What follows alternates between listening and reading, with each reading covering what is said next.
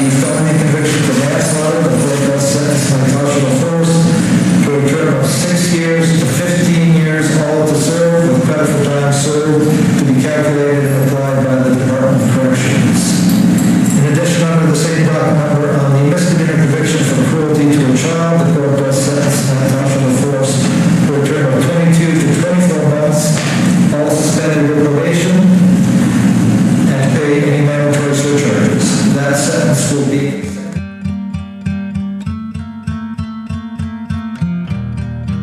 DCF failed the murder of 14-month-old Peighton Geraw on January 10, 2013, in the cold winter of Burlington, Vermont. A baby was born at Fletcher Allen Healthcare. It should have been a moment of joy, a new beginning. But from the very first breath he took, Peighton Geraw's fate was already sealed.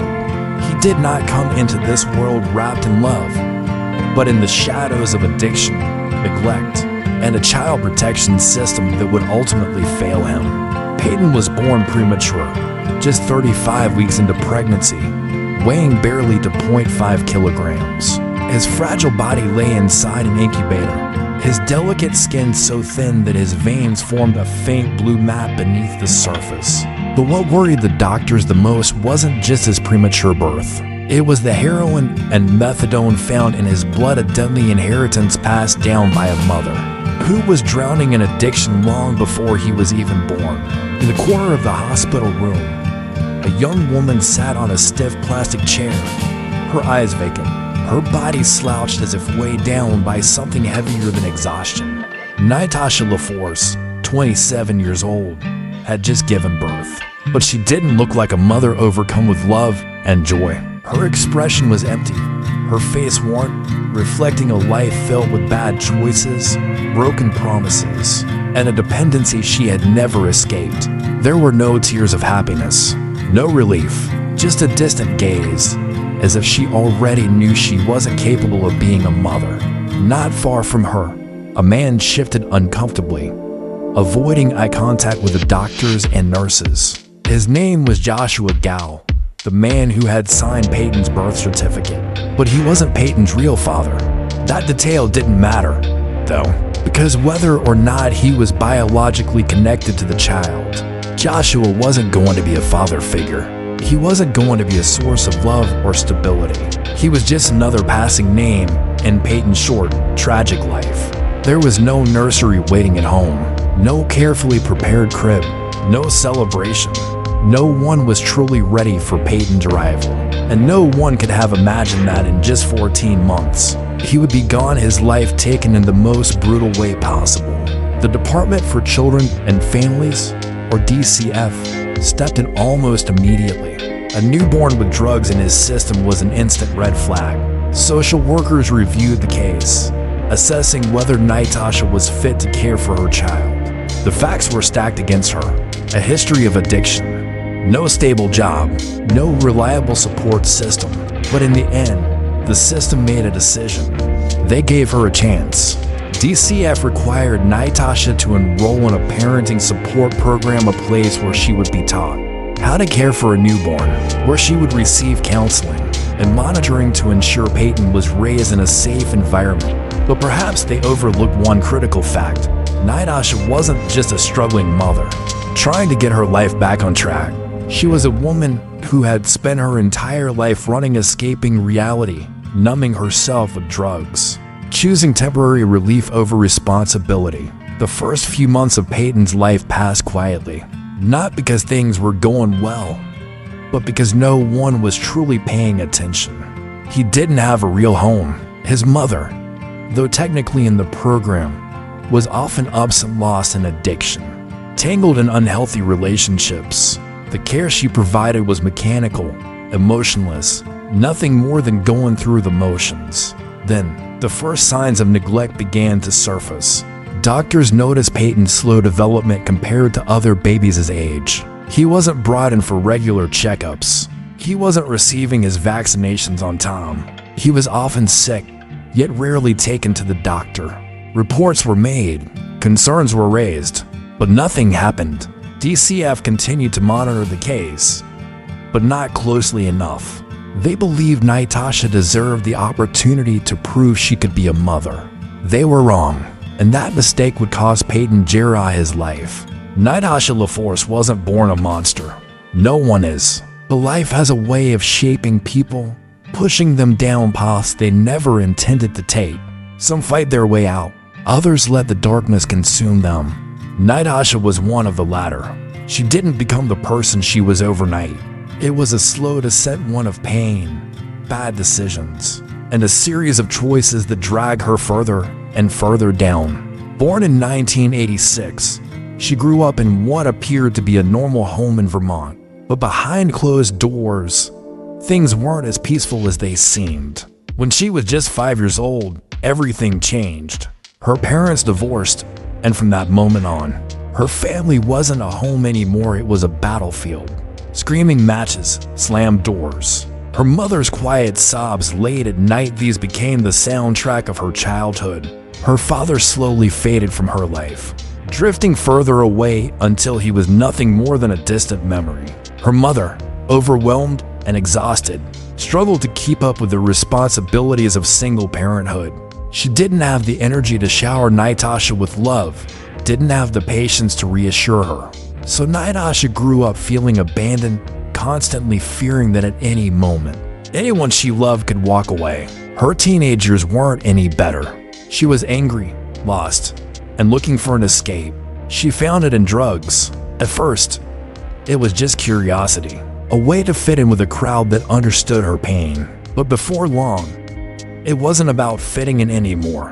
It was the only thing that made her feel okay. It numbed the memories, dulled the loneliness, but it took everything from her in return: her education, her family, her future. By the time she was 15, she had dropped out of school.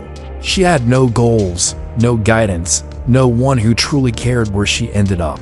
The people she surrounded herself with weren't friends, they were addicts like her. People drowning in the same cycle of destruction. Her relationships followed the same pattern. She was drawn to broken men just as lost as she was. They didn't love her. They used her, hurt her, pulled her further into their world of addiction and violence. But for Natasha, being with someone, anyone, was better than being alone. And then, in 2005, when she was 19, her life spiraled beyond the point of no return. One night, an argument broke out between her and a man over something trivial, a fight about an ex-boyfriend. A grudge that didn't matter. But for Natasha, it wasn't just about that moment. It was years of rage, of feeling unwanted, of being cast aside. It all erupted in one blind, uncontrollable second. She grabbed a knife. She didn't think. She didn't plan. She just reacted. The blade pierced flesh. Blood spilled. The man collapsed, eyes wide with shock and pain. Screams, sirens, handcuffs snapping tight around her wrists. It all happened so fast, but it was already too late. She was arrested, sentenced to more than 2 years in prison. But prison doesn't change people. It only exposes who they really are. And for Natasha, it wasn't a place of reflection.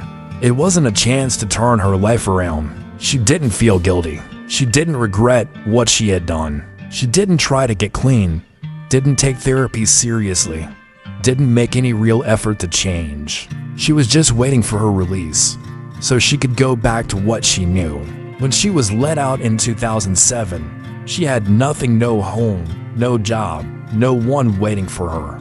She drifted from place to place, bouncing between rundown apartments, toxic relationships, and the same old addiction that had ruined her life in the first place. Her days blurred into an endless cycle of drugs, arrests, and violence. She got into fights. She got arrested for petty crimes. She got beaten, again and again. But no matter how low she sank, there was one thing that haunted her. She couldn't be alone, and maybe that's why, when she found out she was pregnant with Peighton Geraw, she didn't end it. Not because she wanted to be a mother, not because she wanted to protect him, but because she wanted someone to stay. Peighton wasn't a child she loved. He was a thing she kept so she wouldn't be alone. A baby born into chaos, and a tragedy that everyone could see coming. When a child is trapped in a world of violence, addiction, and neglect. Who is supposed to protect them? The answer should be the child protection system. But in the case of Peighton Geraw, that system didn't just fail, it became the reason he was left to die. From the moment Peighton was born, the Vermont Department for Children and Families DCF was on high alert. A newborn with drugs in his system, born to a mother with a criminal record and a history of addiction, should have been placed under strict protection. The first time social workers visited Natasha and Peighton, they took notes. A cramped, filthy apartment with overflowing trash and the stench of cigarettes and alcohol. Natasha was tense, avoiding questions, her answers vague and rehearsed. No signs of violence, but an overwhelming sense of unease. But instead of removing Peighton from the home, DCF decided to give his mother a chance. Natasha was ordered to attend a parenting program at the Lund Family Center, offering parenting classes, counseling, and addiction recovery support. On paper, it seemed like a responsible decision. In reality, it was the first mistake that would cost Peighton his life. Natasha went through the motions. She attended classes, filled out paperwork, said all the right things. She knew exactly what social workers wanted to hear, but her heart wasn't in it. The warning signs began piling up.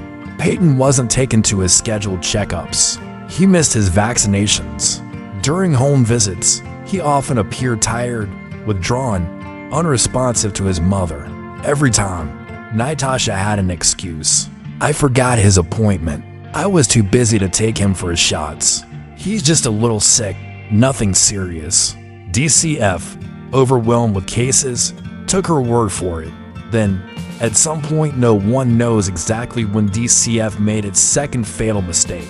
They reduced oversight. Maybe they believed Natasha was cooperating.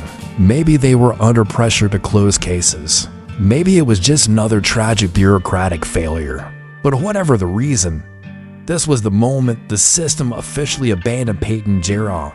And as if the darkness in his life wasn't enough already, a new shadow appeared. His name was Tyler Shaquin. Tyler wasn't Peighton's father. He was just another man passing through Natasha's life. A man who showed up at exactly the wrong time. And his arrival would become the turning point in this tragedy. Tyler wasn't a family man. He wasn't a caregiver. He wasn't safe. When he moved into Natasha's apartment, Peighton's world became even darker. The screaming inside the apartment became constant. The fights between Natasha and Tyler grew more violent, and Peighton, too young to speak, was forced to witness it all. Neighbors heard the baby crying at night, but they didn't know what was happening inside. And, like so many times before, no one reported anything. DCF had no idea that Natasha was no longer the one caring for her son. She was spending more time with drugs, with Tyler, with anything but Peighton. And Tyler, a violent man with no patience for a crying child, had taken her place. Then came the first visible signs of abuse. During a routine DCF checkup, workers noticed small bruises on Peighton's body. Natasha's explanation: he fell while learning to walk. Another time, an acquaintance of Natasha's saw Peighton trembling in the corner of the room, weak and fragile, while Tyler yelled at his mother. No one did anything. No one reported it. No one stopped it. And then, on April 2nd, 2014, just days before Peighton's death, a final desperate warning signal was sent. Peighton was rushed to the hospital. He was exhausted, vomiting repeatedly, unable to walk. Doctors noticed 2 bruises on his neck, a red flag, a possible sign of abuse. But instead of running full tests, instead of ordering x-rays or reporting the incident to child services, they listened to his mother. He fell, and so they sent him back home, back to the place where he wasn't safe, back to the people who would end his life. And 2 days later, Peighton Geraw would never wake up again. The morning of April 4th, 2014, was eerily silent inside the small apartment in Winooski, Vermont. There was no laughter, no sounds of a toddler stumbling across the floor, just a heavy stillness, suffocating and thick, as if the air itself knew what was coming. Inside the bedroom, 14-month-old Peighton Geraw lay motionless in his crib. His tiny body was cold, his breathing weak. His eyes were closed, but not in peaceful sleep. He had endured more pain in a single night than any child ever should. In the next room, Natasha LaForce and Tyler Shaquin were still lost in the haze of drugs from the night before. The air reeked of alcohol, cigarettes, and something worse, the stench of neglect, of something irreversible. Time passed. Peighton didn't move. Natasha finally stirred, still groggy, her mind clouded with whatever was left of her high. She moved slowly toward Peyton's room, her bare feet dragging across the floor. Then she stopped. Something was wrong. She stepped closer. Peighton wasn't breathing. His small chest didn't rise or fall. She touched his hand. It was cold. She shook him. No response. For a few seconds, she just stared. Then panic set in. She ran into the living room, shaking Tyler awake. "Tyler, wake up. Something's wrong." Tyler mumbled something, still half asleep. But when he saw Peighton, everything changed. His eyes darted between the crib and Natasha, realization sinking in. This wasn't something they could ignore. This wasn't something they could fix. Natasha started crying, hands trembling as she grabbed her phone. At 10 a.m., she called 911. "Help me, my baby. He's not breathing. I don't know what happened. He's cold. He won't wake up." The dispatcher's voice was calm, controlled. "Ma'am, take a deep breath. Tell me what's happening." "I don't know. He's not waking up. I just woke up and found him like this. Please help me. Emergency services are on the way. Do you know CPR? Lay him flat. Check for a pulse." I don't know. He's not moving at all." The sirens were already blaring. The paramedics knew before they even arrived that this wasn't going to be a rescue. At 10:10 a.m., they reached the apartment. They rushed inside, straight to the bedroom. And there he was, Peighton, lying still in his crib, his skin a sickly pale blue. One EMT pressed his fingers to the child's neck. No pulse. Another placed an oxygen mask over Peyton's face. But deep down, they knew this child had been gone for a long time. They moved quickly, lifting his body, preparing to transport him.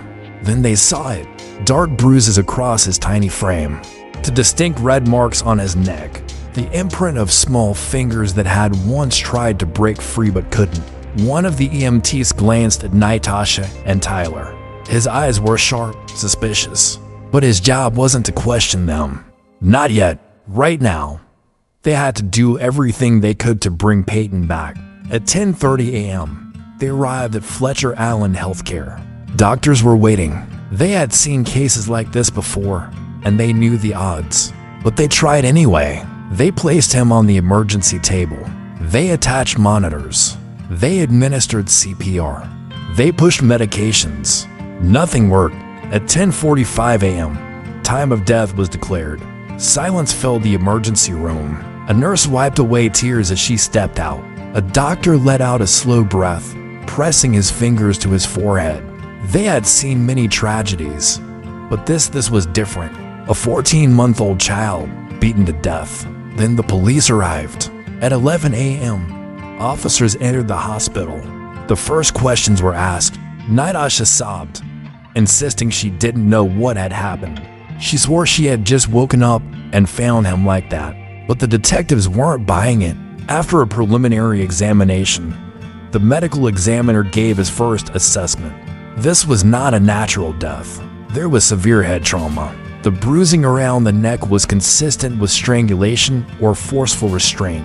Officers immediately went to the apartment. What they found inside told them everything they needed to know. Small bloodstains on the walls, a shattered mirror, a baby blanket tossed in the corner, stiff with dried blood. There was no doubt anymore. Peighton Geraw hadn't died by accident. He had been murdered, and the person responsible was standing right in front of them. Just hours after Peighton Geraw was pronounced dead, the investigation officially began. Vermont authorities weren't just looking into an unexplained death. They were hunting a murderer. The hospital had immediately reported the disturbing signs found on Peyton's body. The bruises, the marks on his neck, the head trauma, everything pointed to one conclusion. This wasn't an accident, and investigators knew there were only two suspects, Natasha LaForce and Tyler Shaquin. At 11:30 a.m., both Natasha and Tyler were taken to the police station for questioning. In separate interrogation rooms, they were given a chance to tell the truth. Neither of them did. Natasha's first statement was vague, full of hesitation. I woke up and found him like that. I don't know what happened. Did you notice any signs of injury before? No. He was fine, maybe he fell while playing. Tyler's answers were just as calculated. When was the last time you saw Peighton alive? Last night. He was fine. Did you notice any bruises on his body? No. Did you harm him? What? No. I didn't even touch him. Two statements. Two lies. The detectives knew they were covering something up, but they needed proof, and that proof was already waiting at the morgue. The next day, April 5, 2014, the official autopsy results were released. Forensic pathologist Dr. Emily Carter delivered her findings. Severe head trauma consistent with blunt force impact to symmetrical bruises on the neck, suggesting strangulation or violent shaking. A fractured left leg, an injury sustained days before. Multiple bruises of varying ages, indicating long-term abuse. This was not an accident, Dr. Carter stated. This was murder. There was no mistaking the truth anymore. Peighton had been abused for weeks, maybe longer, and on the night of April 3rd or the early morning of April 4th, he had been killed. Armed with the report, detectives went back to Natasha and Tyler. This time, they wouldn't be able to lie their way out. On April 6, 2014, the detectives placed the autopsy report in front of Natasha. We know Peighton didn't die by accident. He suffered severe trauma. He was beaten. He was strangled. Tell us the truth. She sat in silence, staring at the table. The tears were gone. The excuses had run out. I didn't do anything. It was Tyler. Maybe Tyler did it. And just like that, the first betrayal began. Natasha tried to shift the blame onto Tyler. But in the next room, Tyler was already being questioned. Tyler, Natasha says you're the one who hurt Peighton. What do you have to say? His reaction was instant. She said that. No, she's lying. She's the one who did it. I saw her shaking him. I never touched him. Both of them were now throwing each other under the bus, but neither could escape the evidence. After hours of psychological pressure, Natasha finally broke. I didn't mean to kill him. He wouldn't stop crying. I couldn't take it. Tyler was yelling. I was frustrated. I lost control. I shook him. I just wanted him to stop. I didn't think he would die. And with that, the truth was finally exposed. Tyler denied ever laying a hand on Peighton, but the medical report showed otherwise. Peighton had been beaten long before the night of his death. Only one of them had confessed, but both were guilty. On May 28, 2014, Natasha LaForce was arrested. She was officially charged with second-degree murder, child abuse, and reckless conduct leading to death. Tyler Shaquin was arrested for failing to intervene, but wasn't charged with murder due to lack of direct evidence. As Natasha was led out of the apartment in handcuffs, neighbors stood in silence.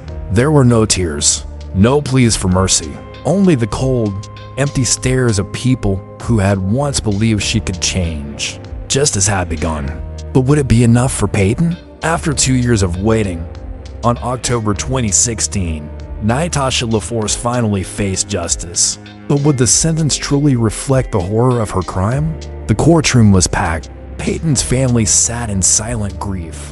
Journalists scribbled furiously, capturing every word. Members of the Vermont community, still shaken by the brutality of the case, watched in quiet anticipation. Then, Natasha LaForce entered. She was dressed in an orange prison jumpsuit, her hair unkempt, her face devoid of emotion. There were no more tears, no signs of remorse, just a hollow, empty stare. The prosecution laid out the evidence. The forensic pathologist took the stand. We found multiple bruises across the victim's body, including two distinct marks on the neck, signs of forceful restraint or strangulation. The head trauma was severe, consistent with blunt force impact, likely from being slammed against a hard surface. The victim's left leg had been broken days before his death, proving this was not a one-time incident, but a prolonged pattern of abuse. A police officer recounted what was found at the apartment. There were small bloodstains on the walls, a shattered mirror, and a crib covered in dried vomit. Then, the prosecution revealed text messages Natasha had sent before Peighton's death. DCF is coming to check. I need to clean up a bit. I'm so stressed. He won't stop crying. These messages didn't show concern for Peighton. They showed fear of getting caught.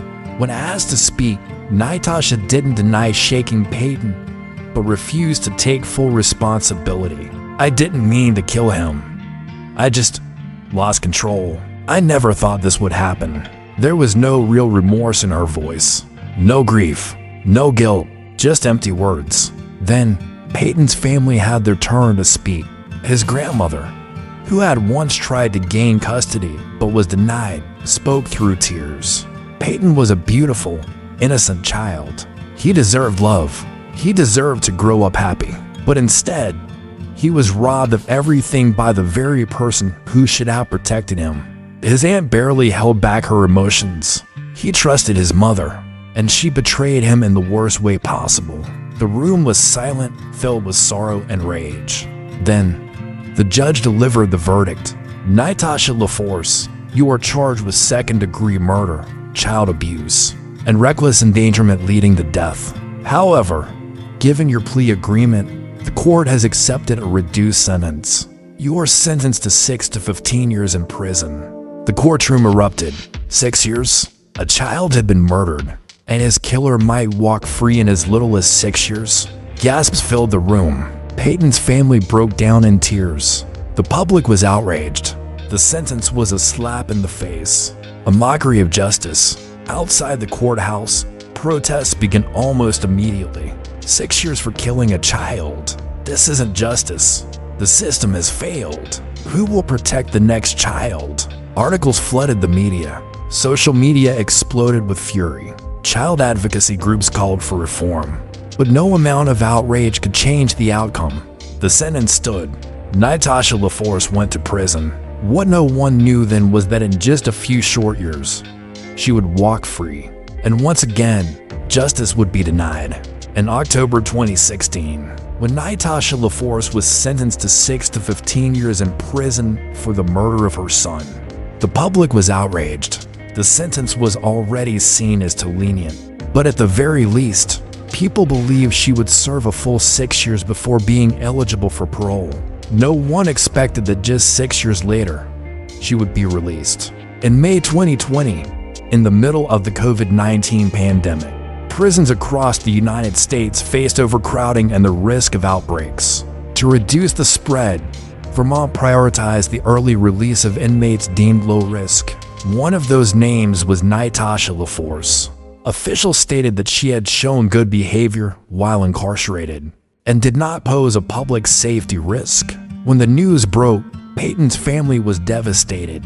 His grandmother, who had once tried to gain custody, could not believe what she was hearing.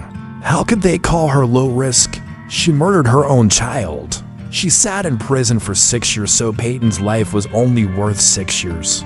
The entire Vermont community erupted in outrage. Social media was flooded with anger. How could they let a child killer walk free? What about the other children still at risk? If a child's life is only worth 6 years in prison, who is the system really protecting?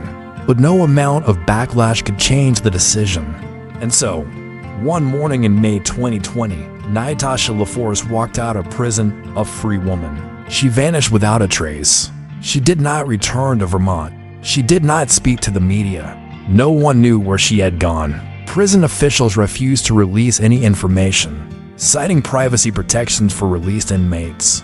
The only restriction was that she was prohibited from having unsupervised contact with children under 10. But was anyone actually enforcing that rule? Rumors spread that she had moved to another state, changed her name, and started over as if nothing had ever happened.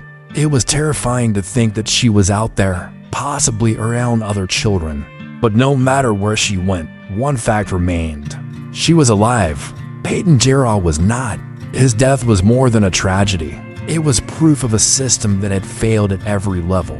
The Department for Children and Families had the chance to intervene, but didn't. They knew Natasha was a drug addict with a history of violence, yet they allowed her to keep custody. They received multiple reports of neglect but scaled back supervision instead of increasing it. They saw signs of abuse and did nothing. The medical system had a chance to act but failed. A doctor saw bruises on Peighton's neck just days before his death, but no further tests were done. No x-rays were taken. No deeper investigation was made. If they had acted, Peighton might still be alive. The legal system, the last line of justice, also failed. 6 years in prison for murdering a child, and then early release for good behavior. The system that was supposed to protect Peighton failed him while he was alive, and it failed to bring him justice after his death. Peighton Geraw will never have a voice, but his story remains a warning. If you see a child being abused, don't stay silent. If you know a child is at risk, act before it's too late.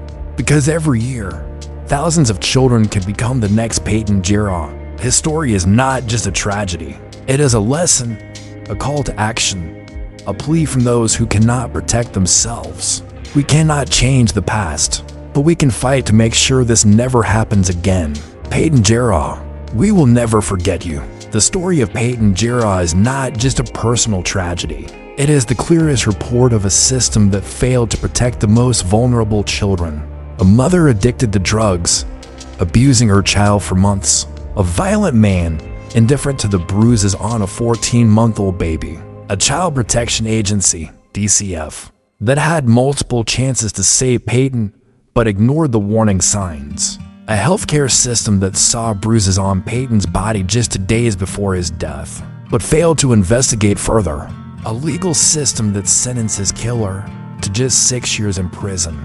And finally, a parole decision that allowed a murderer to walk free and continue living life as if nothing had happened. So, was justice truly served? No. Peighton Geraw deserved a full life. He deserved love. He deserved protection. But instead, he was abandoned while he was alive, and even in death. The system failed to bring him justice. But there is one thing we can do. We can make sure his story is never forgotten. We can speak up for other children who cannot protect themselves. We can act before another tragedy happens. If you see a child showing signs of abuse, report it immediately. If you know a parent is unfit to care for their child, help them find support. If you have the power to speak up, never stay silent. Peighton Geraw was not saved, but other children still have a chance. And it is our responsibility to ensure that no child has to endure the pain he suffered. Protect the children, because they cannot protect themselves. Peighton Geraw, 14 months old, he did not deserve to die.